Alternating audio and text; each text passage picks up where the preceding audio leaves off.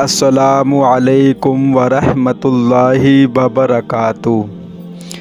تمام مسلمان بھائی جانتے ہیں کہ نبی پاک صلی اللہ علیہ وسلم پر درود شریف پڑھنے کی بہت زیادہ فضیلت ہے، تو ہم مسلمان بھائیوں کو چاہیے کہ نبی پاک صلی اللہ علیہ وسلم پر زیادہ سے زیادہ درود شریف پڑھا کریں، کیونکہ نبی پاک صلی اللہ علیہ وسلم نے خود ارشاد فرمایا کہ قیامت کے دن سب سے زیادہ میرے قریب وہ شخص ہوگا جو دنیا میں میرے اوپر سب سے زیادہ درود بھیجنے والا ہوگا۔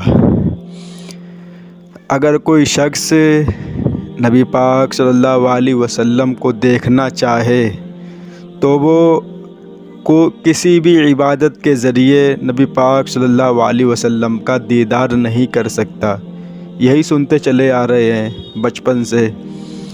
لیکن اگر کوئی شخص سونے سے پہلے 40 مرتبہ 100 مرتبہ یا 1000 بار درود شریف پڑھ کر سوئے تو علماء اس کے بارے میں فرماتے ہیں کہ 40 دن گزریں گے نبی پاک صلی اللہ علیہ وسلم کا دیدار ہو جائے گا۔ اس کی اتنی فضیلت ہے درود شریف کی، تو میرے بھائی اس میں اللہ تبارک و تعالیٰ نے وہ طاقت رکھی ہے کہ یہ انسان کیسا بھی ہو اس کو نرم کر دیتی اس کے دل کو۔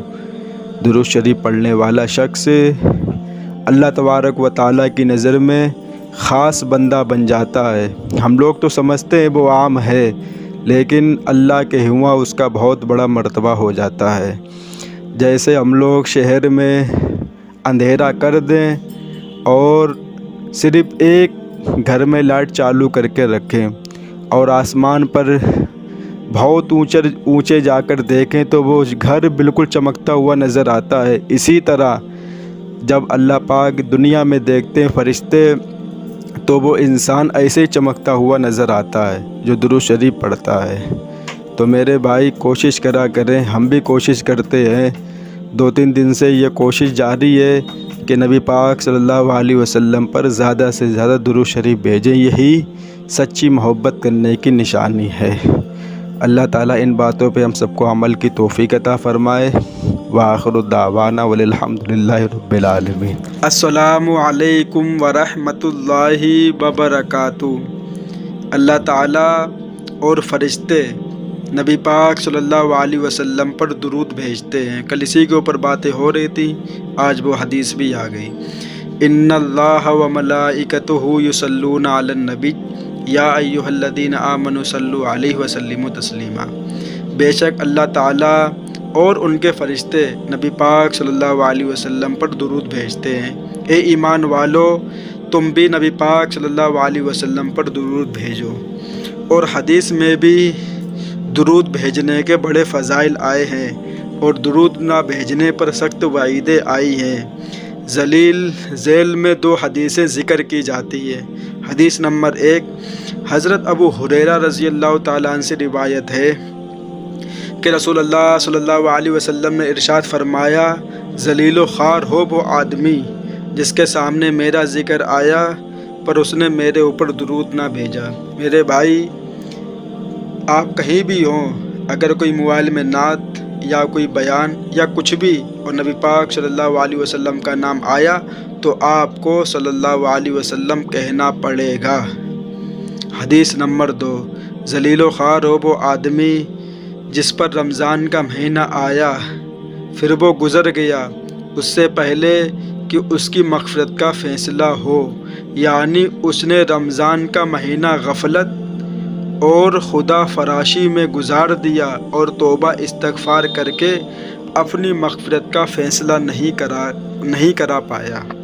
حدیث نمبر 3 ذلیل و خوار ہو وہ آدمی جس کے ماں باپ یا ان میں سے کوئی ایک اس کے سامنے بڑھاپے کو پہنچا، مطلب بڑھاپے کی عمر میں، بس ان دونوں نے یا ایک نے اس کو جنت میں داخل نہیں کرایا، یعنی ان کی خدمت کر کے اس نے جنت کا مستحق نہیں بنا۔ حدیث نمبر 3۔ حدیث نمبر 4، حضرت علی رضی اللہ تعالیٰ عنہ بیان کرتے ہیں کہ رسول اللہ صلی اللہ علیہ وسلم نے ارشاد فرمایا، ذلیل خوار ہو وہ آدمی جس کے سامنے میرا ذکر آیا پر اس نے میرے اوپر درود نہ بھیجا۔ درود سلام، درود بھیجنے کا فائدہ۔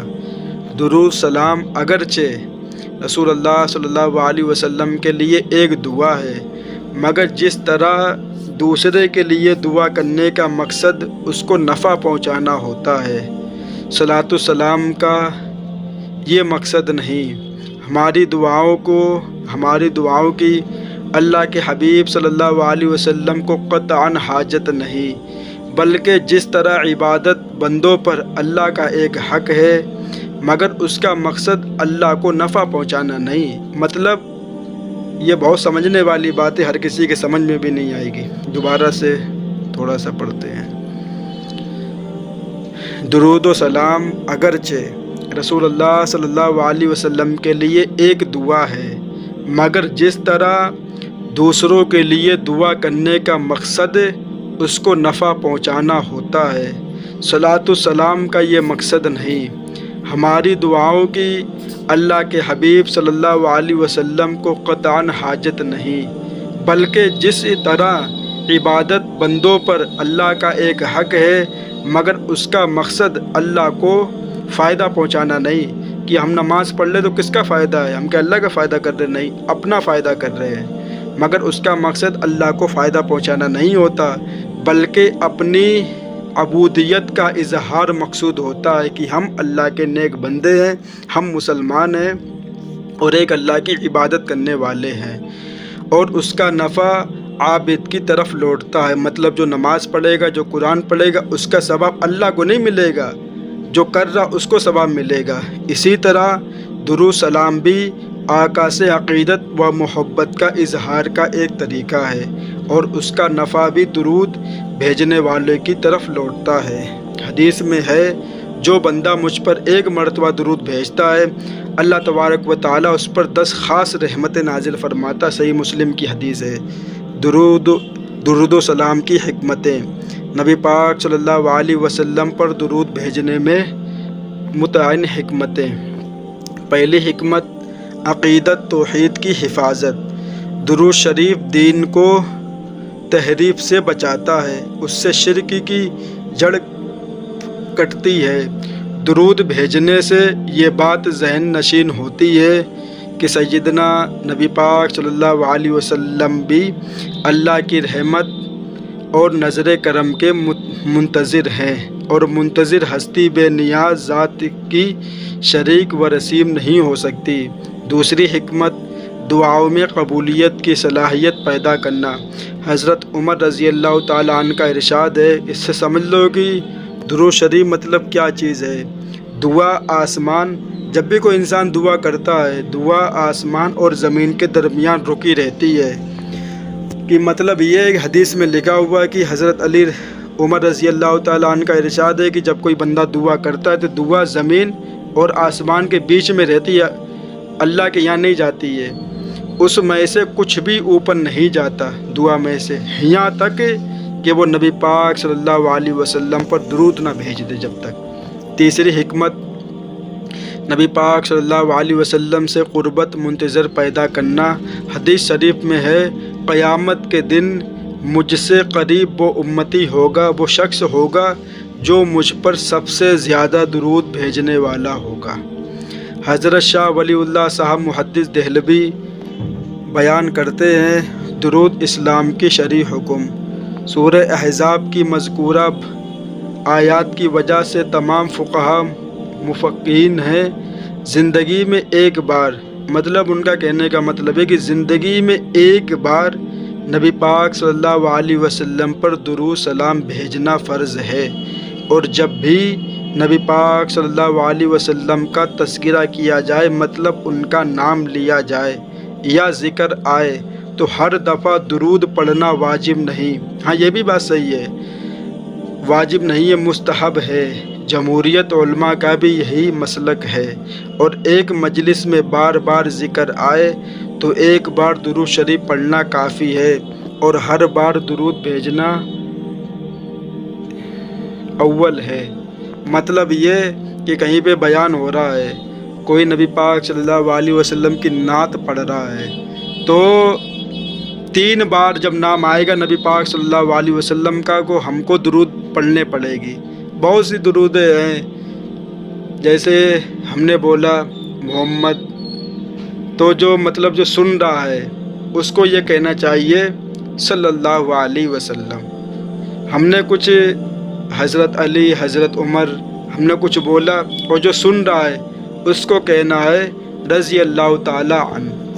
اتنا بھی کہہ سکتے ہیں، یہ نہیں کہ خاموش رہے۔ کیوں کہ جب کوئی بڑی ہستی کا ہمارے سامنے ذکر ہوتا ہے تو ہمیں اس کے ادب میں کچھ نہ کچھ بولنا پڑتا ہے۔ تو جب بھی نبی پاک صلی اللہ علیہ وسلم کا نام آئے گا تو ہم کو صلی اللہ علیہ وسلم کہنا پڑے گا۔ اگر نہیں پڑھا مطلب تو انسان گنہگار بھی ہوتا ہے، اور نبی پاک صلی اللہ علیہ وسلم نے بھی آپ نے سنا، ذلیل و خوار ہو وہ انسان جس کے سامنے میرا ذکر آیا اور اس نے میرے اوپر درود نہ بھیجا۔ مطلب 3 بار کہیں کہیں پہ بیان ہوتا ہے تو نبی پاک صلی اللہ علیہ وسلم کی سیرت کی باتیں ہوتی ہیں، تو اس میں تو بیر بیر آپ کا نام آتا ہے بار بار۔ تو علماء کہتے ہیں کہ 3 بار آپ درود پڑھ سکتے ہیں۔ اس کے بعد اگر آپ نے نہیں بھی پڑھا تو کوئی حرج والی بات نہیں، اگر پڑھو گے تو ثواب ملے گا، لیکن 3 بار تو آپ کو درود پڑھنا ہے جب نبی پاک صلی اللہ علیہ وسلم کا نام آپ کے سامنے رکھا جائے گا۔ لیکن آج یہ دیکھا جاتا ہے کہ مسلمان قوالیوں کا دعویٰ کرتے ہیں، ہم ہیں دیوبندی، اور کھل کے یہ بات کہتے ہیں، اور نبی سے محبت کرنے والے بھی ہیں۔ بس مفتی صاحب ایک واقعہ سناتے، اس سے معلوم ہوتا کہ اصل میں کیا ہے، کہ جیسے وہ لیلا تھی اور مجنوں سے پیار کرنے والا تھا، تو وہ مجنوں آتا تھا اور اس کے گھر کے مطلب تھوڑا سا دور پڑا رہتا تھا، اور جو اس کا ساتھی تھا مجنوں کا، وہ بھیجتا تھا لیلا کے پاس ملنے کے لیے۔ تو اس کو کھیر بہت پسند تھی، یہ جیسا بھی واقعہ ہو لیکن یہ پھر پھٹ بیٹھتا ہے، تو وہ کھیر دیتی تھی اور وہ کھا لیتا تھا بہت شوق سے، جو اس کا جو ساتھی تھا مجنوں کا، اور وہ بیچارہ عشق میں پاگل ہو گیا، کمزور ہو گیا کسی کی محبت میں پڑ کر۔ تو کچھ دنوں کے بعد کسی نے پوچھا کہ یہ کیا سامان تم کہاں بھیجتی ہو؟ تو بولا میرا عاشق ہے، مجھ سے محبت کرنے والا ہے، تم اس کے پاس یہ بھیجتے ہیں۔ تو اس نے بولا کہ اپنے عاشق سے کہو کہ 1 کٹوری خون چاہیے، کہ دے سکتا ہے۔ اور جب اس کے پاس وہ آیا، اس کا دوست جس کو وہ بھیجتا تھا کھیر لینے کے لیے، وہ آیا تو اس نے بولا کھیر دو، تو اس نے 1 چھری اور 1 کٹوری اس کو دے دی کہ یہ کیا کہ ہمیں 1 کٹوری خون چاہیے۔ تو وہ فوراً کہتا ہے کہ ہم تو مٹھائی کھانے والے ہیں، خون دینے والے تو وہ پڑا ہوا ہے۔ اصل میں خون دینے والا تو وہ ہے، وہ وہاں پہ بیٹھا ہوا، وہ تم سے محبت کرتا، ہم تھوڑی محبت کرتے، ہم تو حلوہ کھانے والے، ہم تو چالیسواں کھانے والے، ہم تو مزاروں پہ چندہ کھانے والے ہیں، ہم تو مزاروں پہ جو لوگ بریانی دے جاتے ہیں، جو جردہ دے جاتے ہیں، جو حلوہ دے جاتے ہیں، ہم تو وہ کھانے والے، ہم خون تھوڑی دینے والے۔ خون دینے والے اصل میں تو وہ لوگ ہیں جو نبی سے محبت کرتے ہیں، وہ اصل میں خون دینے والے ہیں۔ تو یہ لطیفہ بنایا گیا ہے ایسے ہی، تو بہت سے لوگ علماء اس کو مطلب بیان بھی کرتے، تھوڑا بہت ہم کو بھی معلوم تھا تو ہم نے بھی آپ کو سنا دیا ہے کہ اصل میں ہم کام کرتے جہاں پہ وہاں پہ ہیں سب مطلب بریلوی ہیں، ہمیں تو قوالی پسند نہیں ہے، ہم تو نعتیں سنتے ہیں جس کا اللہ نے حکم دیا، اور جس کو نبی پاک صلی اللہ علیہ وسلم بھی سنتے تھے، صحابہ سے نعتیں، وہی ہم سنتے بھی ہیں، اس میں کوئی گناہ نہیں ہے۔ کیوں کہ اسلام میں ڈی جے اور یہ ڈھول تماشا یہ تو حرام ہے، اور قوالیوں میں یہی چیزیں پیش کی جاتی ہیں، اس لیے قوالی سننا حرام ہے۔ اگر ان میں سے یہ چیزیں ہٹا دی جائیں تو قوالی بھی آپ سن سکتے ہیں، لیکن اکثر یہی دیکھا جاتا ہے قوالیوں میں قوال کچھ ایسی باتیں کر جاتے ہیں جو ان کے اوپر توبہ کرنا فرض ہو جاتی ہے، کچھ ایسی باتیں بول جاتے ہیں کہ وہ بالکل نبی اور اللہ کو بالکل ایک درجے پہ لے آتے ہیں، بالکل ایک بہت سی باتیں وہ اسے کہہ جاتے ہیں جو انہیں بہت زیادہ نقصان پہنچاتی ہیں۔ وہ یہاں پہ تو نہیں، لیکن قیامت کے دن معلوم ہو جائے گا کہ انسان کون کیا کرتا تھا۔ تو میرے بھائی باتیں یہ تھی کہ جب بھی نبی کا نام آئے تو ہم کو درود بھیجنا چاہیے. ہم کہنا یہ چاہ رہے تھے کہ ہم دکان پہ رہتے ہیں، لوگ قوالی سنتے ہیں، اور جب بھی وہ قوال نبی کا نام لیتا ہے تو میرے منہ سے محمد صلی اللہ علیہ وسلم لفظ نکلتا ہے. اور لوگ جب فتویٰ دیتے ہیں کہ دیوبندی لوگ تو نبی کو مانتے نہیں ہیں، معاذ اللہ، نبی سے محبت نہیں کرتے. میرے بھائی، سب سے زیادہ محبت نبی سے کرنے والے ہیں. جن باتوں کا نبی نے حکم دیا وہ کرتے ہیں، اور جن باتوں سے نبی نے روک دیا ان کو نہیں کرتے ہیں، چاہے کوئی ناراض ہو یا کوئی خوش ہو. اللہ تعالیٰ ان باتوں پہ ہم سب کو عمل کی توفیق عطا فرمائے. وآخر دعوانا الحمدللہ رب العالمین. السلام علیکم ورحمۃ اللہ وبرکاتہ. کیا آپ ہمارا ساتھ دیں گے؟ نکاح کم پیسوں سے کرو. بیٹیوں کی عمر 30-35 سال کی ہو رہی ہے. نہ دہیج لیا جائے گا نہ دہیج دیا جائے گا. بیٹی سودا نہیں، عزت ہے. میرے بھائی، جب ہم یہ بات کرتے ہیں تو یہ لاگو میرے اوپر بھی ہوتا ہے. کیوں کہ جب انسان کسی کو کوئی بات سمجھانا چاہتا ہے تو سب سے پہلے وہ شخص ان باتوں پہ خود عمل کرے، تب جا کے دوسرے لوگ اس کی بات کو مانتے ہیں. جب ہم مدرسے میں تھے تب ہم نے سوچ کے رکھا تھا کہ شادی ہوگی تو اللہ تبارک و تعالیٰ کے کرم سے کچھ بھی نہیں لیں گے دہیج میں. لیکن اب میری خود قسمتی کہیں یا میری بد قسمتی کہیں، ہم نے تو کچھ مانگا نہیں، اور اللہ تبارک و تعالیٰ کے فضل سے جو ملا سو ملا. تو میرے بھائی، ملا تو ہے ہمیں، لیکن یہ بات تو کی جائے گی کہ بہت سے مسلمان بچیاں جن کے ماں باپ بہت زیادہ غریب ہیں اور لڑکے والے ان کے اوپر زیادہ بوجھ ڈالتے ہیں، وہ تو ویسے بھی دیتے ہی اپنی لڑکیوں کو، لیکن مسلمان جن کے لڑکے ہیں، پڑھے لکھے ہیں، اتنا دباؤ ان کے اوپر ڈال دیتے ہیں کہ انہیں وہ رشتہ ختم کرنے کی نوبت آ جاتی ہے. کوئی کہتا ہے کہ ہم کو 4 لاکھ روپے چاہیے اور پورا دہیج چاہیے. کوئی کہتا ہے کہ ہم کو بائک بھی چاہیے، 5 لاکھ روپے بھی چاہیے اور پورا دہیج بھی چاہیے. میرے بھائی، ہر ماں باپ اپنی بیٹی کو کچھ نہ کچھ دیتے ضرور ہیں، چاہے لڑکے والے مانگے یا لڑکے والے نہ مانگے، لیکن وہ لوگ دیتے ضرور ہیں. لیکن جب لڑکے والے مانگ کر دیتے ہیں کہ اتنا سامان ہم کو ہر حالت میں چاہیے، چاہے آپ اپنا گھر بیچیں، چاہے آپ اپنی زمین بیچیں، چاہے آپ اپنے آپ کو گروی رکھ دیں، تو جو لڑکی ہے جب وہ یہ باتیں اس کے پاس پہنچتی ہے، وہ باتیں جب وہ سنتی ہے تو وہ اپنے آپ کو رحمت نہیں سمجھتی ہے. کیوں کہ اللہ تبارک و تعالیٰ نے لڑکی کو رحمت کا لقب دیا ہے اور لڑکے کو نعمت کا لقب دیا ہے. اور جب وہ لڑکی یہ سوچتی ہے کہ میری وجہ سے میرے ماں باپ پریشان ہیں، مصیبت میں آ گئے ہیں، تو وہ لڑکی اپنے آپ کو رحمت نہیں، وہ اپنے آپ کو عذاب سمجھتی ہے. کس وجہ سے؟ ان کی وجہ سے جنہوں نے دہیج کے لیے ان کے ماں باپ کو مجبور کیا. تو میرے بھائی، ایک تو وہ گھر بھی برباد ہوا اور اوپر سے گنہگار بھی بنے آپ. کیوں کہ اب وہ لڑکی کس طرف جائے گی؟ یا تو خودکشی کرے گی، یا تو کسی کے ساتھ اپنا کنیکشن کر کے اس کے ساتھ بھاگے گی، یا اپنی خواہش ناجائز طریقے سے پوری کرے گی. تو اس کا ذمہ دار کون ہوا؟ اس کے ذمہ دار ہم لوگ ہوئے ہیں. کیوں کہ اگر وہ لوگ اتنا دباؤ لڑکی والے کے اوپر نہ ڈالتے، اتنا پیسہ نہ مانگتے، تو خدا کی قسم یہ نوبت نہیں آتی. اب آپ مانگے یا نہ مانگے، ہر لڑکی والے اپنی لڑکیوں کو کچھ نہ کچھ دیتے ہیں. تو مانگنے سے کیا جب آپ کو مل ہی رہا ہے؟ کیونکہ یہ رسم اب ختم نہیں ہو سکتی ہے. سب سے بڑی بات کیا ہے کہ اگر کوئی ماں باپ اپنی بیٹی کو بغیر دہیج کے رخصت کر دے اپنے گھر سے، تو گاؤں والے اور رشتہ دار اور محلے والے جینے نہیں دیتے ماں باپ کو. तुम गरीब हो, तुम फकीर हो, तुम्हारे पास खाने को नहीं है, तुमने अपनी बेटी को क्या दिया है।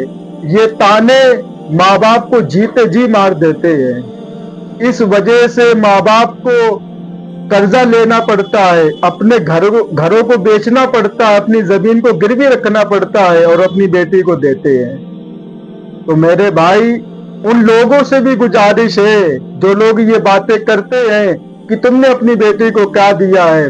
मेरे भाई, ये बातें नहीं बोलनी चाहिए। और वो तो बोल रहे हैं, वो तो बेवकूफ है। और सबसे बड़ा बेवकूफ हम उसको समझते हैं, सबसे बड़ा बेवकूफ मेरी नजर के अंदर वो इंसान है जो ये समझता है कि अगर हमने कोई दीन का काम किया तो लोग मेरे बारे में क्या कहेंगे। मेरे नजर में सबसे बड़ा अहमक, सबसे बड़ा बेवकूफ वो शख्स है जो ये बात करता है कि अगर हमने अपनी बेटी को दहेज नहीं दिया, अगर हमने बरायतों को खाना नहीं खिलाया, अगर हमने ये काम नहीं किया, हमने अगर ये रस्म नहीं की, तो मेरे रिश्तेदार, मेरे घर वाले, मेरे खानदान वाले, गांव वाले हम तो क्या ताना देंगे। ये चीज हम उस इंसान को पागल समझते जो ये समझता है कि लोग क्या कहेंगे। आप करोगे फिर भी दुनिया कहेगी और नहीं करोगे फिर भी दुनिया कहेगी। तो मेरे भाई, अब आप ये बताएं, सबसे एक बात जो हर सवाल का जवाब है, एक बात किया कि आप ये बताएं, आप दुनिया में अल्लाह को राजी करने आए हैं या लोगों को राजी करने आए। पहले आप ये बताएं, जब कब्र के अंदर जाएंगे तो दुनिया साथ देने आएगी या अल्लाह तुम्हारा सहारा बनेगा। पहले ये बताएं, दुनिया में कितने साल रहोगे। ज्यादा से ज्यादा 40 साल, ज्यादा से ज्यादा 60 बस। क्योंकि आजकल जो हमारी खुराफातें हैं और जो हमारी खुराकें हैं जो हम लोग खा रहे हैं, उस लिहाज से देखा जाए तो 50 साल भी बहुत है हमारे लोगों के लिए। 50 साल भी बहुत है हमारे लोगों के लिए। क्यों कि इंसान वो चीजें खा रहा है जो उसको नुकसान पहुंचा रही है, और जो चीजें उसके लिए फायदेमंद है, जो अल्लाह ने जिन चीजों का कुरान में जिक्र किया है, मुसलमान उनसे अपना मुंह मोड़े बैठा। बदबू आती है उसको उन चीजों खाने से। वो ये समझता है कि ये चीजें हमको फायदा नहीं पहुंचाने वाली है। अब देखो, दूध है, नबी पाक सल्लल्लाहु अलैहि वसल्लम इधर बकरी का दूध निकाला, इधर पी लिया। अब यही आज के दौर में किसी के पास आप लेके जाएं, पहले उसको गर्म करेगा, फिर उसको फ्रिज में रखेगा, तब उसको पिएगा। तो बिल्कुल ये समझो कि दूध की उसने ऐसी की तैसी कर दी है, कोई फायदा नहीं पहुंचा सकता दूध उसको।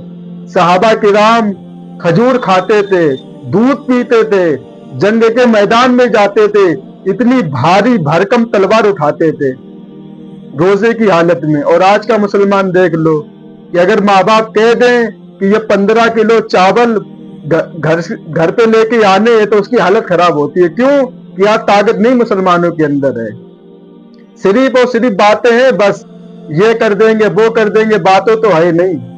तो मेरे भाई, आज देख लो मुसलमानों बच्चों को, बच्चियों को पिज्जा, बर्गर, कोल्ड ड्रिंक और गोलगप्पे। हम ये नहीं कह रहे आप बिल्कुल छोड़ दें, आप खाएं, लेकिन अपने जिस्म का ख्याल रखें। खजूर फैट कम करती हमारे जिस्म का, और जो लौंग होती वो भी बहुत फायदेमंद है, बहुत लोगों के फायदे हैं। लौंग सबसे बड़ा जो काम करती है वो है खून को गाढ़ा होने से रोकती है, खून को गाढ़ा नहीं होने देती लौंग। और जब खून गाढ़ा हो जाता है तो इंसान को बहुत सी बीमारियां पकड़ लेती। जैसे वो बहुत से लोग बताते हैं, वो हार्ट अटैक जो बीमारी होती है वो खून, एक तो चर्बी जम जाती दिल के ऊपर, वो किस वजह से, तली हुई चीजें खाने से वो दिल के ऊपर चर्बी जम जाती है। और जो खजूर होता है, जो सूखा हुआ छुआरा खजूर, ये चीजें कुरान में इनका जिक्र आया, ये बहुत फायदेमंद है, हर इंसान को खानी चाहिए सुबह के वक्त। नबी पाक सल्लल्लाहु अलैहि वसल्लम ने फरमाया, अगर कोई मुसलमान सुबह के वक्त 5 अजवा खजूरें खा ले, अगर कोई जहरीली चीज उसको काट भी ले, तो खुदा की कसम उस इंसान को कोई नुकसान नहीं पहुंचेगा। ये हदीस में लिखा हुआ है। तो आज मुसलमान इन चीजों से दूर भागता है, और जो चीजें नुकसान करने वाली है उनको खूब दबा के खाता है। फिर बाद में कहता हमको ये बीमारी हो गई, हमको ये बीमारी हो गई।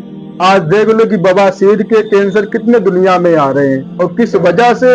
یہ ہماری اپنی خرافات کی وجہ سے ہے کہ مسلمان کام کرے گا لیکن پانی نہیں پیے گا، اور جب پانی نہیں پیا جاتا ہے، کیونکہ جب بات ہوتی ہے، بات سے بات نکلتی، تو اس کا بھی بات کا جواب دینا پڑتا ہے۔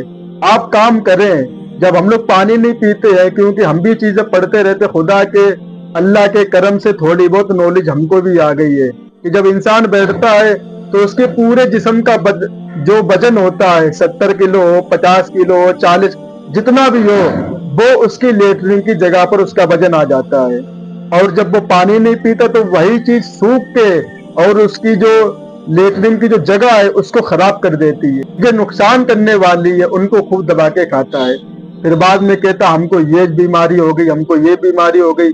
آج دیکھ لو کہ بواسیر کے کینسر کتنے دنیا میں آ رہے ہیں، اور کس وجہ سے؟ یہ ہماری اپنی خرافات کی وجہ سے ہے کہ مسلمان کام کرے گا لیکن پانی نہیں پیے گا، اور جب پانی نہیں پیا جاتا ہے، کیونکہ جب بات ہوتی ہے، بات سے بات نکلتی، تو اس کا بھی بات کا جواب دینا پڑتا ہے۔ آپ کام کریں، جب ہم لوگ پانی نہیں پیتے ہیں، کیونکہ ہم بھی چیزیں پڑھتے رہتے، خدا کے اللہ کے کرم سے تھوڑی بہت نالج ہم کو بھی آ گئی ہے کہ جب انسان بیٹھتا ہے تو اس کے پورے جسم کا جو وزن ہوتا ہے، 70 کلو ہو، 50 کلو ہو، 40 جتنا بھی ہو، وہ اس کی لیٹرنگ کی جگہ پر اس کا وزن آ جاتا ہے، اور جب وہ پانی نہیں پیتا تو وہی چیز سوکھ کے اور اس کی جو لیٹرنگ کی جو جگہ ہے اس کو خراب کر دیتی ہے، وہ بواسیر کا روپ لے لیتی ہے۔ تو میرے بھائی، یہ کس وجہ سے ہوتا ہے کہ جو انسان موٹا زیادہ ہوتا ہے اس کو یہ بیماری زیادہ لگتی ہے۔ تو یہ سب چیزیں ہم کو دیکھنی ہے، ہمیں اپنی زندگی خوشحال بنانا ہے، آزاد بنا کے نہیں جینا ہے۔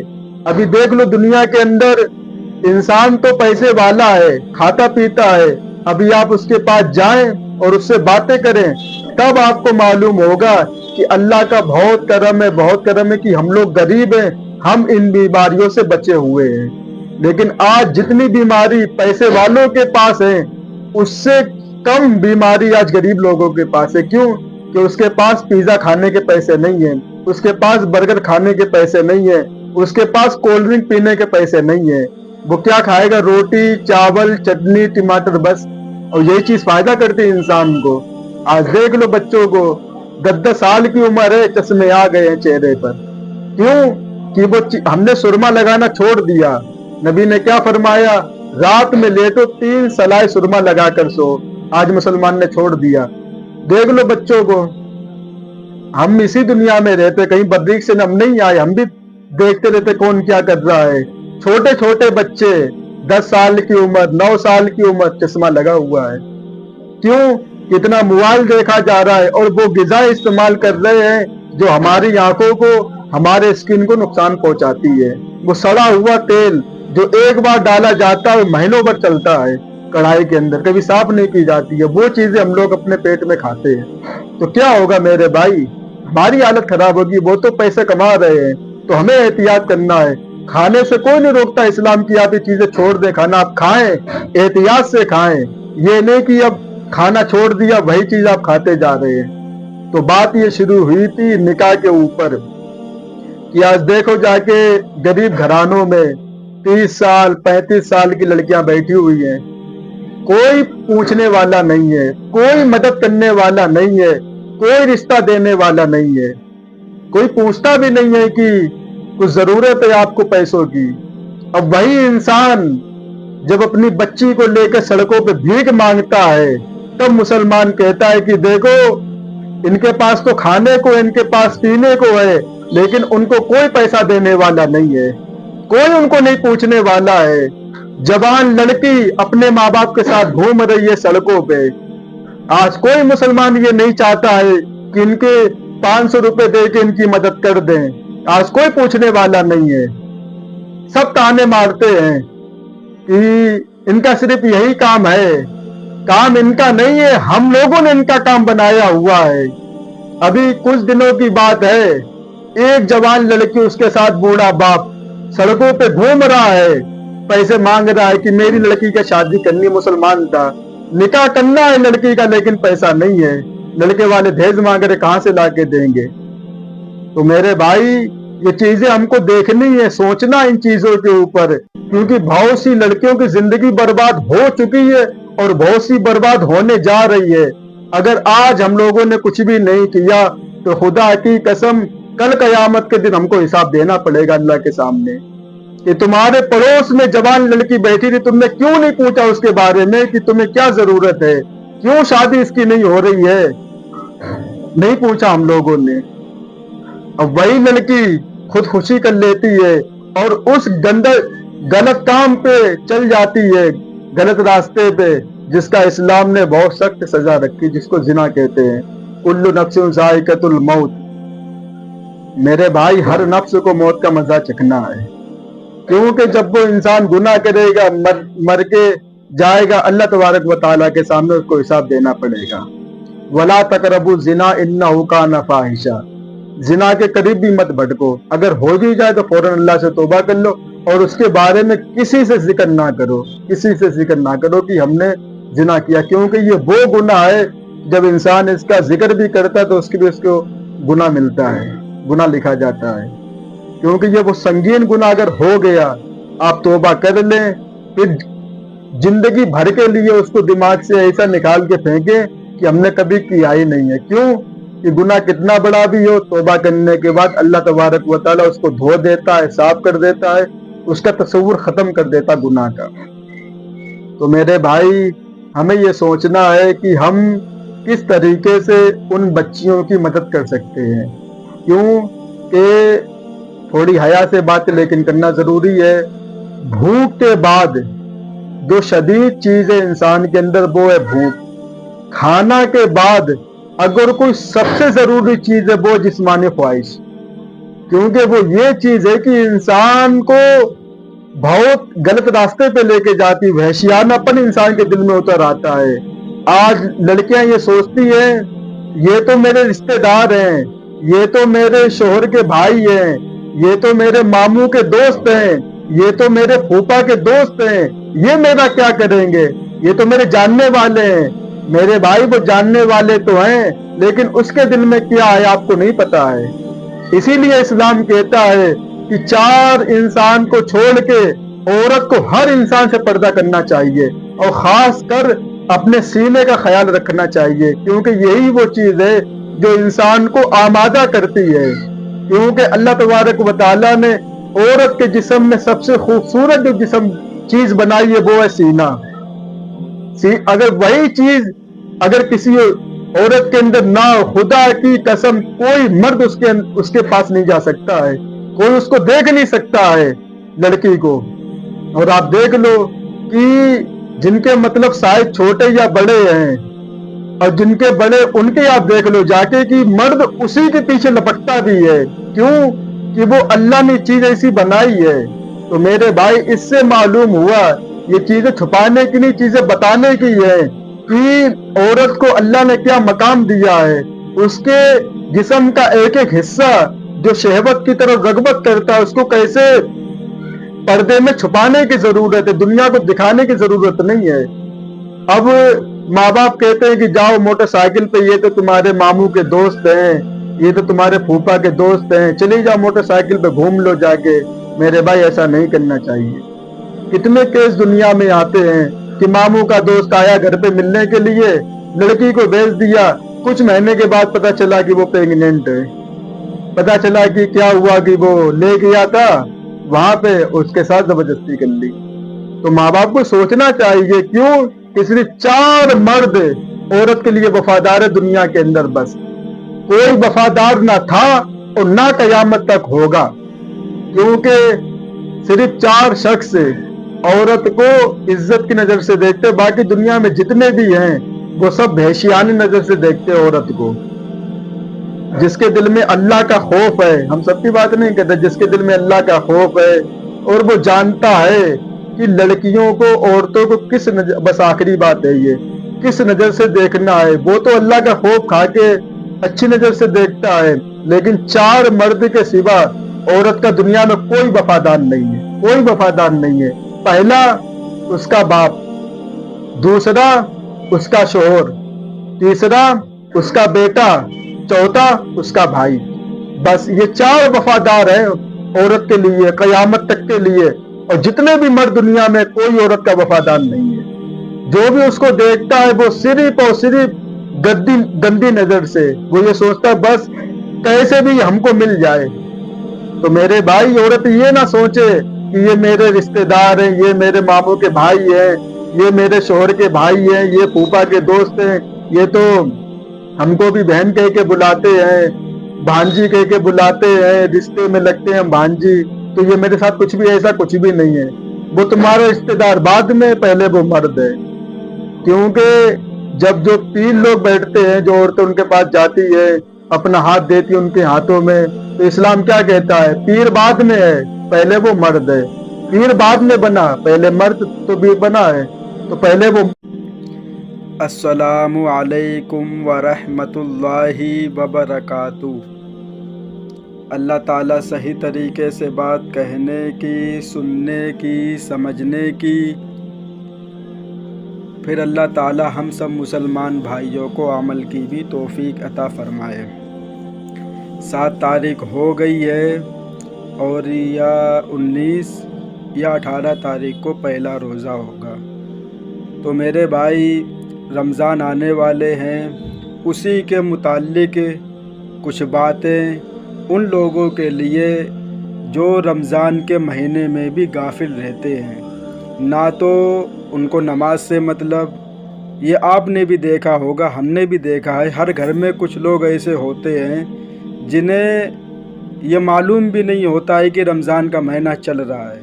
شراب بھی پی جاتی ہے، گانے بھی سنے جاتے ہیں، نمازیں بھی چھوڑی جاتی ہے اور روزہ بھی نہیں رکھا جاتا ہے۔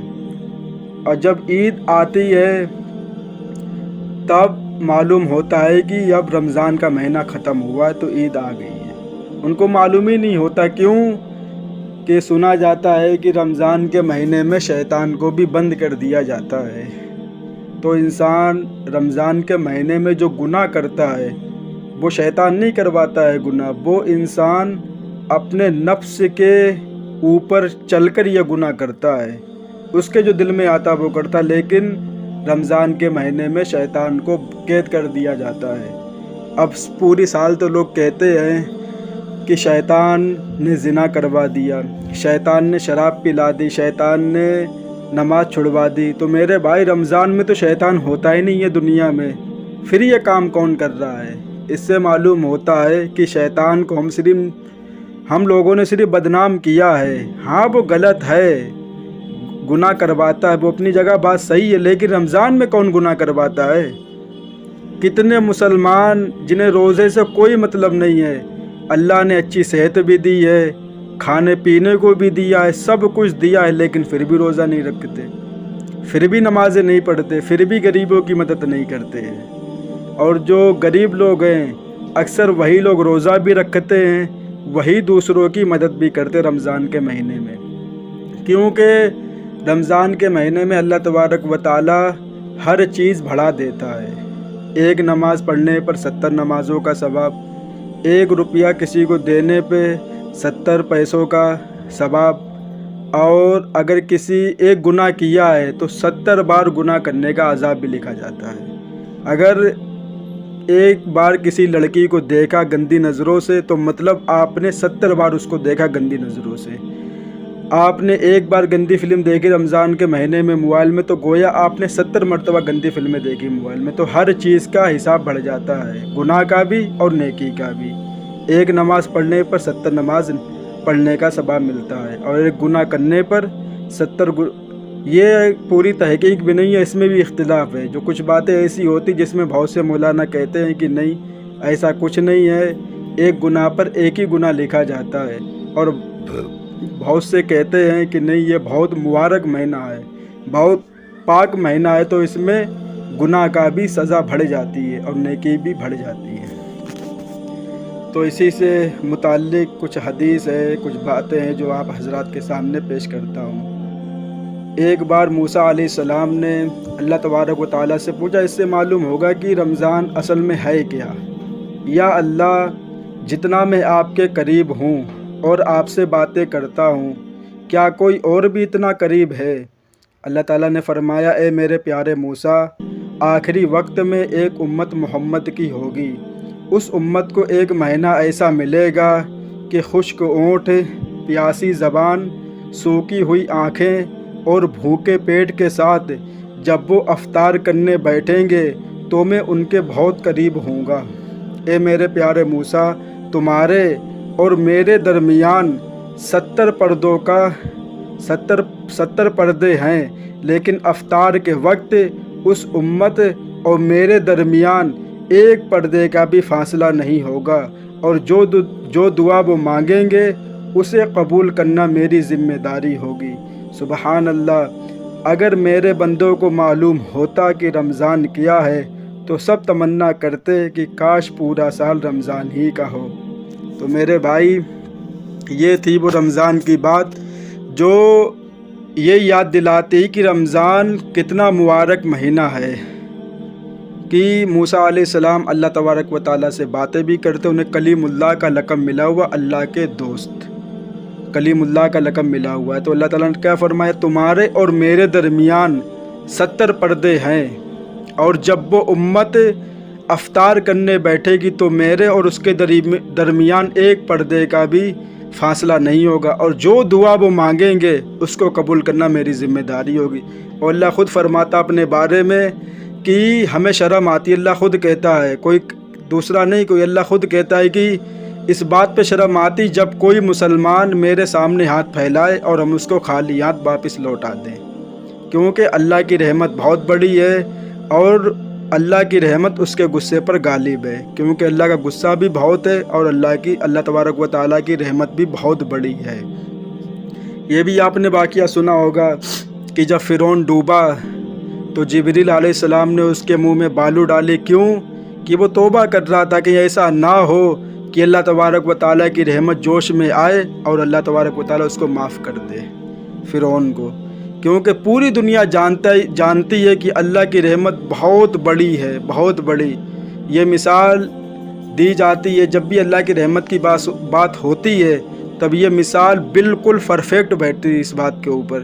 جیسے موسیٰ علیہ السلام نے پوچھا اللہ سے کہ یہ اللہ تیری بندے اتنے بڑے گناہ کر بیٹھتے ہیں تو کیسے معاف کر دیتا ہے؟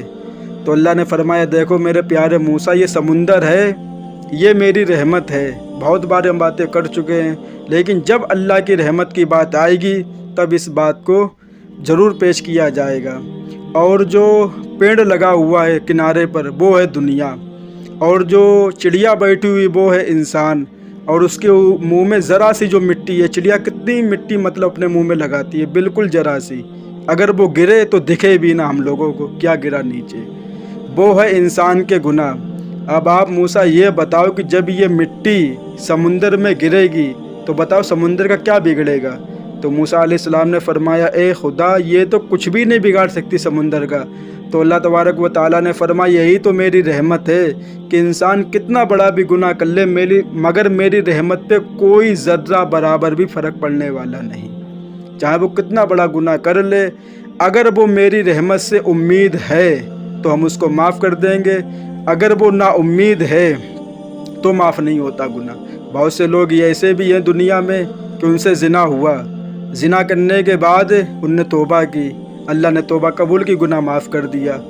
اب کچھ دنوں کے بعد، کچھ مہینوں کے بعد، کچھ ہفتوں کے بعد وہ یہ سوچتے ہیں کہ کیا یہ گناہ معاف ہوا کہ نہیں ہوا، کیا یہ گناہ معاف ہوا؟ اب یہ کون ہے؟ شیطان ہے جو ہمارے دل میں وسوسے ڈالتا ہے۔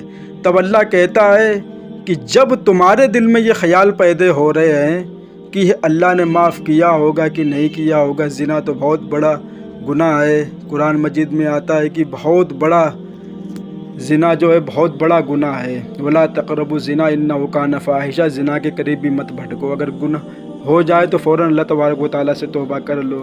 اب اللہ کہتا ہے کہ جب تمہیں میری رحمت پر بھروسہ نہیں ہے تو جاؤ، ہم تمہیں معاف نہیں کرتے، کیونکہ اس نے اللہ کی رحمت کو بہت معمولی سمجھ کے رکھا ہوا ہے، کیونکہ اس کے دل میں بیر یہ سوال پیدا ہو رہا ہے کہ معلوم نہیں کہ اللہ نے معاف کیا کہ نہیں کیا۔ توبہ تو ہم نے کی، رو رو کے توبہ کی، گڑ گڑا کے توبہ کی، اور پورا پکا وعدہ کیا اللہ سے دوبارہ نہیں کریں گے۔ اور اللہ خود کہتا ہے کہ جو انسان یہ دل میں وعدہ کر لے کہ دوبارہ وہ گناہ نہیں کرنا ہے تو اللہ تبارک و تعالیٰ اس کو معاف کر دیتا ہے. اگر دوبارہ پھر ہو جائے پھر توبہ کرے پھر معاف کر دیتا ہے. لیکن جب انسان ہی یہ سوچ رہا ہے کہ پتہ نہیں اللہ نے معاف کیا ہوگا کہ کیونکہ وہ گناہ اتنا بڑا ہے، اس کو مطلب اس کا جو دل ہے وہ سکون میں نہیں آ رہا ہے. تو اللہ کہتا ہے کہ جب تمہارے دل میں سکون نہیں پیدا ہو رہا کہ ہم گناہ کو معاف کرنے والے ہیں، جیسے شیطان نے کہا اللہ تبارک و تعالیٰ سے جب تک زمین پہ ابن آدم کی روح موجود رہے گی ہم ان کو بھڑکاتے رہیں گے. اللہ تبارک و تعالیٰ نے اس کے جواب میں کیا فرمایا؟ جب تک وہ مجھ سے توبہ کرتے رہیں گے ہم ان کو معاف کرتے رہیں گے. یہ اللہ تبارک و تعالیٰ کا جواب تھا، اور یہ شیطان کا جواب تھا کہ جب تک روح دنیا میں موجود رہیں گی ہم ان کو بھڑکاتے رہیں گے، گناہ کرواتے رہیں گے. اللہ نے کہا میری بھی بات سن لے، جب تک وہ مجھ سے توبہ کرتے رہیں گے ہم ان کو معاف کرتے رہیں گے. تو اس سے معلوم ہوتا ہے کہ اللہ تبارک و تعالیٰ اپنے بندوں پہ بہت مہربان ہے، 70 ماہوں سے زیادہ محبت کرنے والا ہے. 1 ماہ کی محبت، 2 ماہ کی محبت، 20 ماہ کی محبت، 40 ماہ کی، 70 ماہوں سے زیادہ محبت کرنے والا اللہ اپنے بندوں سے. تو بتاؤ کیوں نہیں وہ معاف کرے گا اپنے بندوں کو؟ تو میرے بھائی یہ مقصد صرف اور صرف رمضان کے لیے تھا کہ رمضان کا مہینہ آنے والا ہے، اور جو مسلمان اس مہینے میں غافل رہتے ہیں وہ پکا عہد کریں کہ آئندہ نماز نہیں چھوڑیں گے اور گناہوں کو اپنی زندگی سے نکال کر پھینک دیں گے. اگر رمضان میں بھی انسان اپنی مغفرت نہ کروا پائے تو وہ کون سا ایسا وقت ہوگا، وہ کون سی راتیں ہوں گی، وہ کون سا دن ہوگا، وہ کون سا مہینہ ہوگا کہ جس میں انسان اپنی مغفرت کروا سکے؟ وہ رمضان ہی کا مہینہ ہے کہ جس میں انسان جنت جہنم سے کھلا آزادی کر سکتا ہے، نجات پا سکتا ہے جہنم کی آگ سے، اور اپنا نام جنت میں لکھوا سکتا ہے. رمضان کے مہینے میں اللہ کی عبادت کر کر کے، گناہوں سے توبہ کر کر کے، اور روزہ رکھ کے، کیونکہ افطار کے وقت جو بھی دعا مانگی جاتی ہے فوراً قبول ہوتی ہے. اس کے اوپر بھی ہم نے بہت ویڈیو بنائی کہ بہت سے مسلمان کہتے ہیں کہ ہم فلاں جگہ شادی کرنا چاہتے تھے لڑکی سے، ہم نے بہت دعا کی اللہ تبارک و تعالیٰ سے لیکن میری نہیں ہوئی.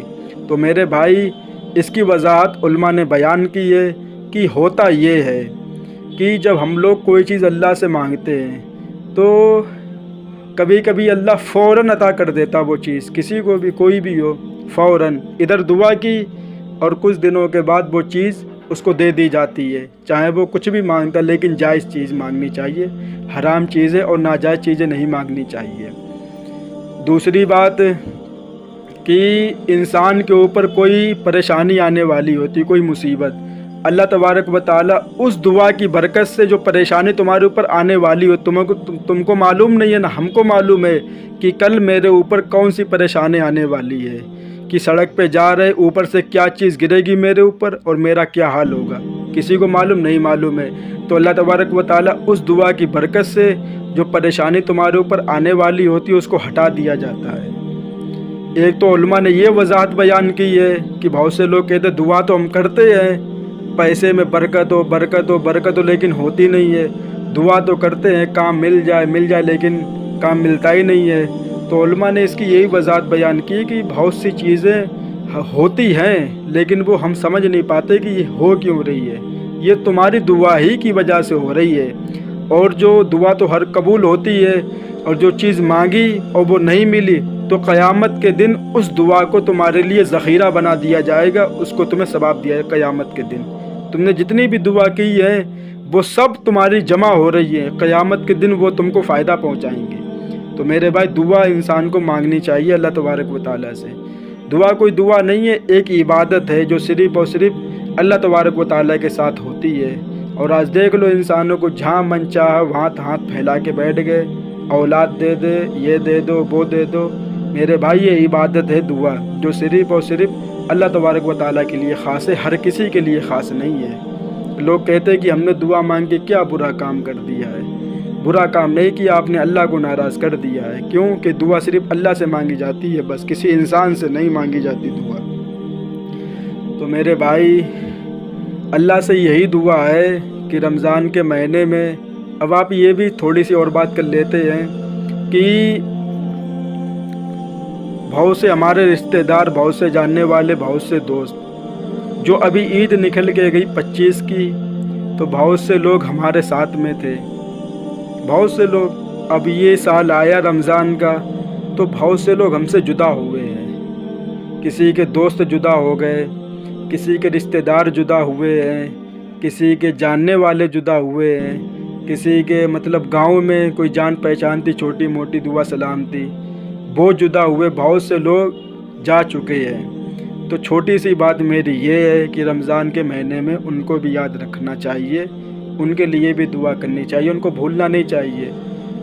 تھوڑی سی قرآن پڑھ کے، سورتیں پڑھ کے ان کو ثواب ہر مہینے پہنچانا چاہیے، جو دنیا سے جا چکے ہیں۔ بہت سے لوگ، یہی اللہ سے دعا ہے کہ جتنے لوگ ہیں سب رمضان تک آسانی کے ساتھ پہنچنے والا بنا دے، کوئی پریشانی نہ آئے، نہ کسی مسلمان کے ساتھ کوئی مصیبت آئے، خوشی خوشی رمضان تک پہنچنے کی توفیق عطا فرمائے اللہ تبارک و تعالیٰ۔ کیونکہ آج دیکھا جاتا ہے کہ کتنا مسلمان بھائیوں کے اوپر ظلم اور بہت سی آفتوں میں مسلمان گرفتار ہیں۔ تو اللہ سے یہی دعا ہے کہ اللہ تبارک و تعالیٰ مسلمان کے آبرو کی، جان کی، مال کی، آبرو کی حفاظت فرمائے۔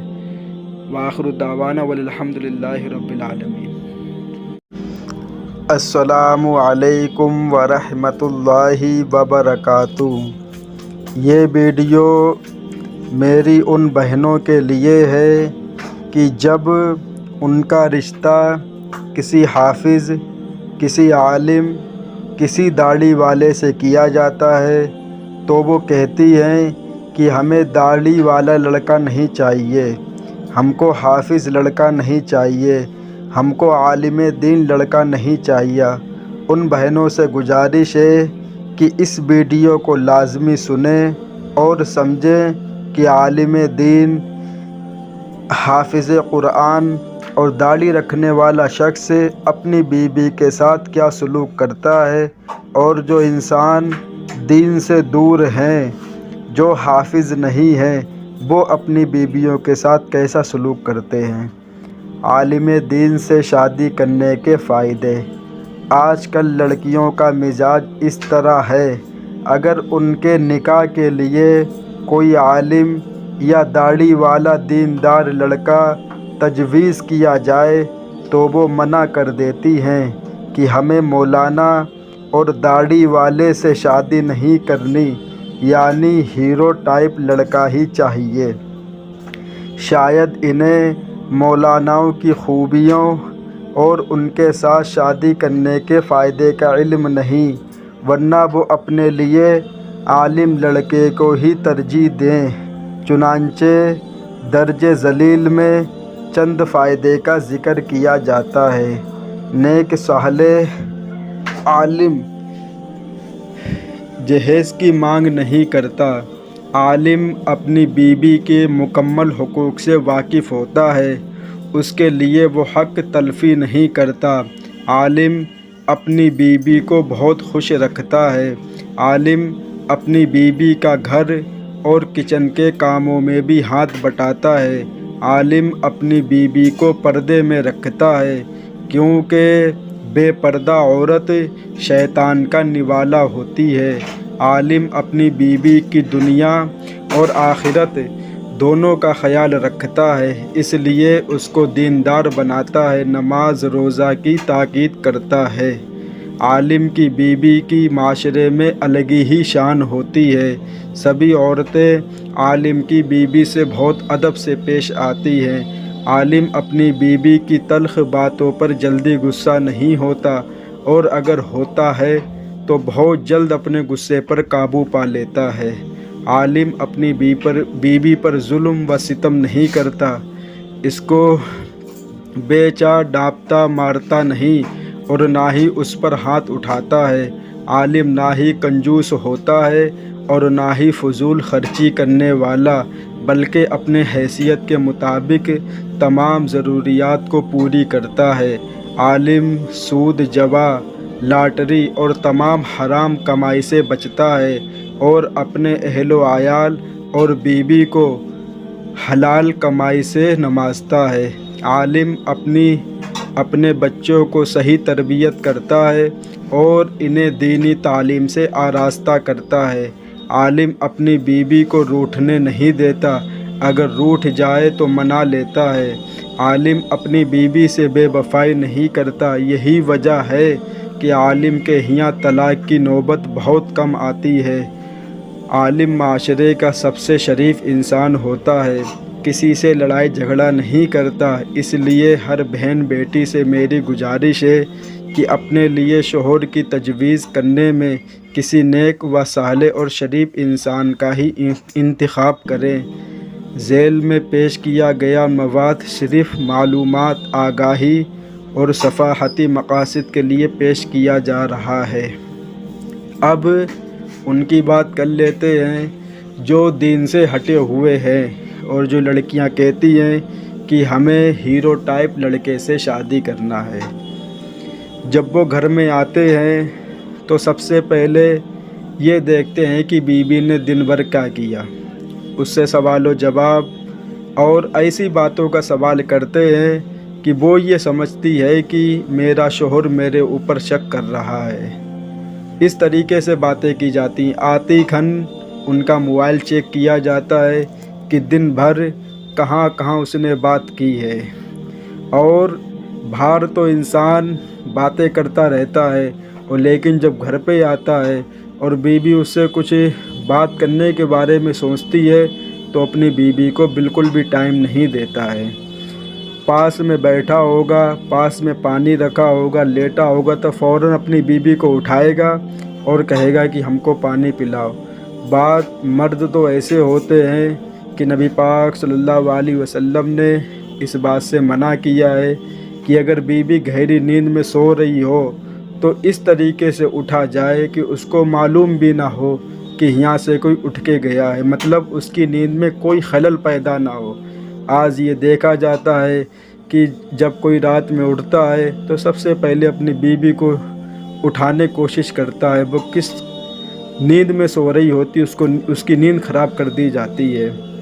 تو میرے بھائی، ہم سب باتوں پہ تو عمل نہیں کر پاتے ہیں، لیکن کچھ اللہ تبارک و تعالیٰ کے فضل و کرم سے کچھ باتیں ہیں میرے اندر جس سے یہ ہم کو لگتا ہے کہ جس طریقے سے بیوی کا حق ادا کرنا چاہیے اس طریقے سے تو نہیں ہم کر پاتے ہیں، لیکن جتنا اللہ تبارک و تعالیٰ کا فضل و کرم ہے میرے اوپر، اس سے تو کچھ نہ کچھ تو حق ہم اپنی بیوی کا ادا ہی کرتے ہیں۔ لیکن جب صبح کے وقت ہم کو کسی چیز کی حاجت ہوتی ہے تو اس طریقے سے اٹھتے ہیں کہ کسی کی نیند خراب نہ ہو۔ اگر کمرے کی لائٹ بھی بند ہوتی ہے اس کو بھی چالو نہیں کرتے ہیں کہ اس کی روشنی سے کہ نیند نہ خراب ہو جائے۔ میرے بھائی، یہ کسی انسان کے بتائے ہوئے طریقے نہیں ہیں، یہ نبی پاک صلی اللہ علیہ وسلم کا بتایا ہوا طریقہ ہے کہ آج اگر گوگل پہ سرچ کیا جائے کہ دنیا میں عورت کو سب سے زیادہ عزت کس نے دی ہے تو گوگل بھی یہ کہتا ہے کہ نبی پاک صلی اللہ علیہ وسلم نے عزت دی ہے سب سے زیادہ۔ اتنی محبت ہمارے نبی اپنی بیویوں سے کیا کرتے تھے کہ جس برتن میں جس جگہ سے امی عائشہ صدیقہ رضی اللہ تعالی عنہا پانی پیا کرتی تھی، اسی جگہ پہ ہمارے نبی اپنے اونٹ مبارک لگا کر پانی پیا کرتے تھے اور چیک کیا کرتے تھے کہ امی عائشہ نے کس جگہ پر اپنے اونٹ مبارک لگائے ہیں، کس جگہ سے پانی پیا ہے۔ مطلب جب ان کے ہاتھ میں برتن آتا تھا تو حدیث میں لکھا ہوا ہے کہ نبی پاک صلی اللہ علیہ وسلم اس کو گھماتے تھے اور یہ تلاش کرتے تھے کہ امی عائشہ نے کس جگہ سے پانی پیا ہے۔ اتنی محبت انہیں نبی پاک صلی اللہ علیہ وسلم نے بتایا کہ عورت چاہے تو اپنے مرد کے لیے کچھ بھی کر سکتی ہے، اس کی دعا میں وہ طاقت ہے کہ اپنے شوہر کی تقدیر بدل سکتی ہے اپنی دعاؤں سے۔ لیکن آج یہ دیکھا جاتا ہے کہ جتنی محبت صرف اور صرف باتوں میں رہ گئی ہے، نہ کسی کو دعا سے مطلب ہے، کسی کے لیے کوئی دعا نہیں کرتا ہے۔ تو میرے بھائی، ان بہنوں سے خاص کر گزارش ہے کہ اپنے لیے ایسا شوہر ڈھونڈیں جو ان کی عزت کرے اور ان کی ماں باپ کی بھی عزت کرے۔ بعض شوہر تو ایسے ہوتے ہیں کہ جب وہ اپنی سسرال جانے کی خبر دیتے کہ ہم آ رہے ہیں گھومنے کے لیے تو پورا سسرال ان کا پریشان ہو جاتا ہے۔ کیوں کہ وہ وہاں جانے کے بعد ایسی ڈیمانڈ کرتے ہیں، ایسی چیزیں کھانے کو مانگتے جو میسر نہیں ہوتی ہیں، تو پریشانی کا سامنا کرنا پڑتا ہے سسرال والوں کو۔ تو میرے بھائی ایسا انسان بنو جو تم کو بھی خوش رکھے اور تمہارے ماں باپ کو بھی خوش رکھے۔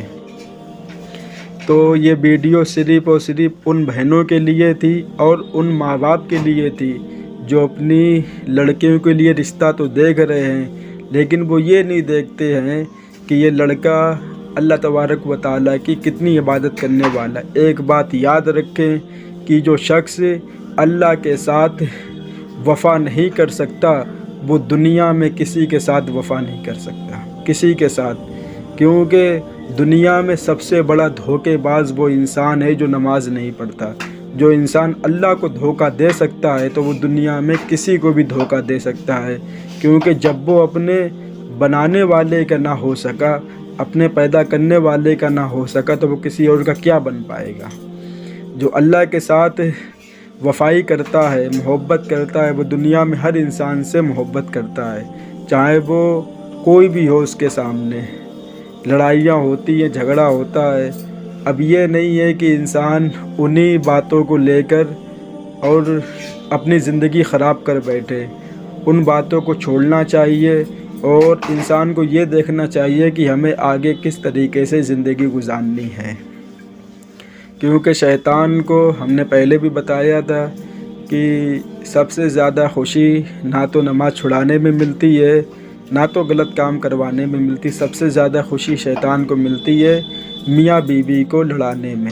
بہت خوش ہوتا شیطان کہ ہم نے آج میاں بیوی کو لڑایا آپس میں۔ تو ان بہنوں سے خاص کر گزارش ہے کہ اپنے لیے ایسے شوہر، ایسے مرد کا انتخاب کرے جو تمہارے حقوق ادا کر سکے، اور صرف تمہاری نہیں، تمہارے ساتھ ساتھ تمہاری ماں باپ کی بھی عزت کرے، تمہاری بہنوں کو بہن کی نظر سے دیکھے۔ آج یہ بھی دیکھا جاتا ہے، اس پہ تو ہم بات کرنا بھول گئے، آج یہ بھی دنیا میں دیکھا جاتا ہے کہ لوگ کہتے ہیں کہ اس پہ تھوڑی بات کر لیں پھر بات ختم کرتے ہیں۔ بڑی ضروری بات یہ بھی ہے کہ لوگ کہتے ہیں کہ سالی آدھی گھر والی ہوتی ہے۔ کتنا گھنونا اور کتنا بدبودار یہ لفظ ہے، کتنا، اور لوگ اس کو سینہ چوڑا کر کے یہ بات کہتے ہیں کہ سالی تو آدھی گھر والی ہوتی ہے۔ اس لفظ سے بدبو آتی ہے، کیونکہ وہ کون ہے؟ تمہاری نامحرم ہے، اس کو پردہ کرنا چاہیے۔ اسلام منع کرتا ہے کہ سالی کے ساتھ آپ مذاق نہیں کر سکتے ہیں۔ ہاں، اس کی بہن آپ کے رشتے، آپ کے نکاح میں ہے، لیکن وہ آپ کے نکاح میں نہیں ہے۔ اسی لیے اسلام نے منع کیا کہ دو بہنوں کو ایک ساتھ نکاح میں اکٹھا کرنا منع ہے۔ آپ دو بہنوں کے ساتھ اکٹھا نکاح نہیں کر سکتے، اسلام نے منع کیا ہے۔ جب نکاح کے لیے منع کیا ہے دو بہنوں کو ایک ساتھ نکاح میں اکٹھا کرنا، تو میرے بھائی تو سالی کے ساتھ کیسے ہنسی مذاق کرنا جائز ہو جائے گا؟ آج یہ بھی دیکھا جاتا ہے کہ لوگ سسرال میں جاتے ہیں تو ان کی جو ساس ہیں وہ تھوڑی کم عمر کی ہوتی ہے، کوئی ہوتی جلدی شادی ہو جاتی ہے، اور یہ ہوتا ہے کہ مطلب کچھ کی شادی کے 10 سال ہو جاتے ہیں تب جا کے اولاد ہوتی ہے، کسی کے 5 سال ہو جاتے ہیں تب اولاد ہوتی ہے، کسی کے 3 سال ہو جاتے ہیں، کسی کے 15 سال گزر جاتی ہے اولاد نہیں ہوتی ہے۔ تو کسی کا کیا ہوتا ہے کہ شادی ہوئی اور سال بھر میں پیدائش ہو جاتی ہے، تو لڑکی بھی جلدی جوان ہو جاتی ہے، تو ماں کی عمر کم ہوتی ہے، تو جب شادی ہو جاتی ہے تو داماد جو ہوتا ہے وہ اپنی ساس کے اوپر گندی نظریں ڈالتا ہے۔ ہم یہ ہوائی فارغ نہیں کر رہے ہیں، آپ کے سامنے یہ واقعہ آتا ہوگا، آپ نے کبھی نہ کبھی دیکھا ہوگا کہ بہت سے داماد اپنی ساس کے اوپر چکر چلاتے ہیں، ان کو گندی نظروں سے دیکھتے ہیں، اور ان کی بہنوں کو بھی گندی نظروں سے دیکھتے ہیں، اور وہ سوچتے ہیں کہ ہم سسرال میں جائیں اور اپنی سالی کے ساتھ ہم بستر ہوں جا کے، اس کے ساتھ ہم غلط کام کریں جا کے، یہ ان کے دل میں خیال ہوتا ہے جب بھی وہ اپنے سسرال میں۔ ہم ہر مرد کی بات نہیں کر رہے ہیں، اور ایسے دنیا میں ہیں، اور اس کے کیسز بھی کتنے سننے کو ملتے ہیں کہ داماد نے اپنی ساس کے ساتھ زنا کیا، اپنی سالی کے ساتھ زنا کیا۔ یہ کیسز آتے دنیا میں، یہ کس لیے آتے ہیں کہ جس سے تم نے شادی کی ہے وہ نہ تو تمہاری ماں کو ماں کی نظر سے دیکھتا ہے، اور نہ ہی تمہاری بہن کو بہن کی نظر سے دیکھتا ہے۔ اس کے دل میں صرف گندگی بھری ہوئی ہے، وہ یہ سمجھتا ہے کہ جب میری میڈم اتنی خوبصورت ہے تو اس کی بہن میں تو زیادہ مزہ ہوگا۔ تو ان چیزوں میں انسان پڑھ کے اپنی زندگی برباد کرتا ہے۔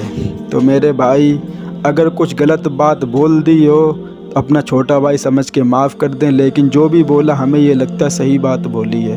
اللہ تعالیٰ ان باتوں پہ ہم سب کو عمل کی توفیق عطا فرمائے، اور میری بہنوں کو ایسے شوہر عطا کرے جو ان کی خدمت کریں، ان کے ساتھ اچھا سلوک کریں، اور ان کے ساتھ ساتھ ان کے ماں باپ کی بھی عزت کریں۔ وآخر الدعوانا والحمد للہ رب العالمین۔ السلام علیکم ورحمۃ اللہ وبرکاتہ۔ یہ بہت اچھی بات ہے۔ یہ بات اللہ تعالیٰ ہم سب کو صحیح طریقے سے سمجھنے کی، پھر اس پہ عمل کرنے کی توفیق عطا فرمائے۔ مولانا روم رحمۃ اللہ علیہ فرماتے ہیں، ایک شخص مسجد میں نماز ادا کرنے کے لیے اندھیری رات میں گھر سے نکلا۔ اندھیرے کی وجہ سے ٹھوکر لگی اور وہ منہ کے بل کیچڑ میں گر گیا۔ کیچڑ سے اٹھ کر وہ گھر واپس گیا اور لباس تبدیل کر کے دوبارہ مسجد کی طرف چل دیا۔ ابھی کچھ قدم ہی چلا تھا کہ دوبارہ ٹھوکر لگی اور وہ دوبارہ کیچڑ میں گر گیا۔ کیچڑ سے اٹھ کر وہ ایک بار پھر گھر واپس گیا اور لباس تبدیل کر کے مسجد جانے کے لیے دوبارہ گھر سے نکل آیا۔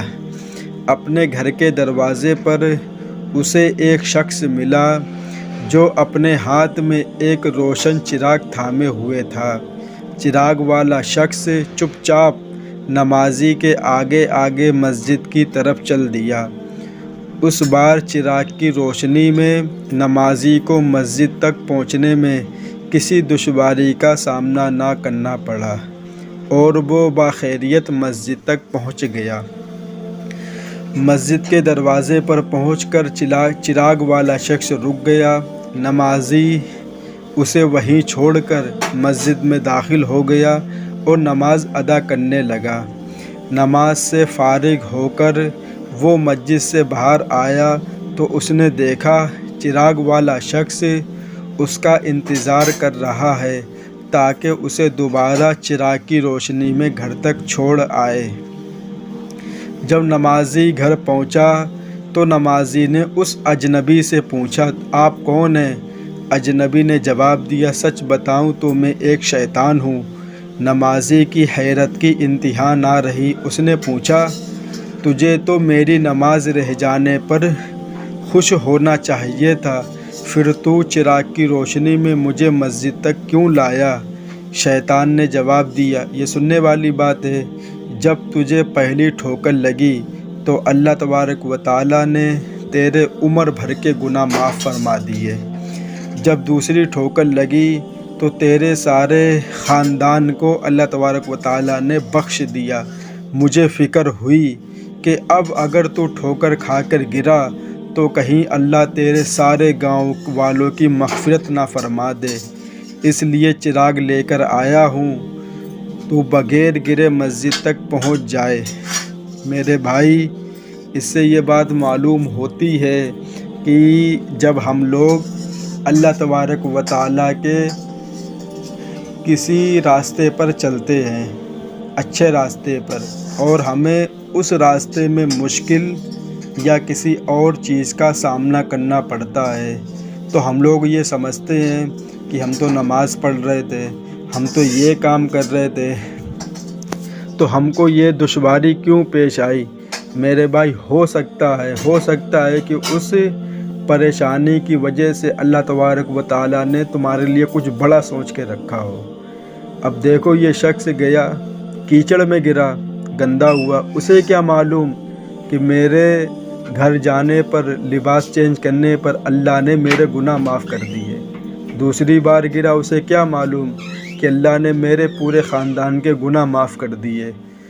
تیسری بار شیطان خود اس کو مسجد پہنچا کر آیا، کیوں کہ ایسا نہ ہو کہ اس کے پورے گاؤں کی اللہ تبارک و تعالیٰ مغفرت فرما دے۔ تو میرے بھائی، ہمیں کچھ بھی کام کریں اس کو کرنا چاہیے، چاہے اس کام میں کتنی بھی مشکلیں آئیں، چاہے اس کام میں کتنی بھی پریشانیاں ہیں، چاہے اس کام میں کتنی بھی تکلیفیں آئیں، ہمیں وہ کام اللہ کی رضا، نبی کی خوشنودی کے لیے وہ کام کرنا چاہیے کہ اللہ تبارک و تعالیٰ اور نبی پاک صلی اللہ علیہ وسلم ہم سے راضی ہو جائیں۔ اس سے کیا ہماری دنیا بھی کامیاب اور مرنے کے بعد ہماری آخرت میں بھی کامیابی ہے۔ اللہ تعالیٰ ان باتوں پہ ہم سب مسلمان بھائیوں کو عمل کی توفیق عطا فرمائے۔ وآخر دعوانا والحمد للہ رب العالمین۔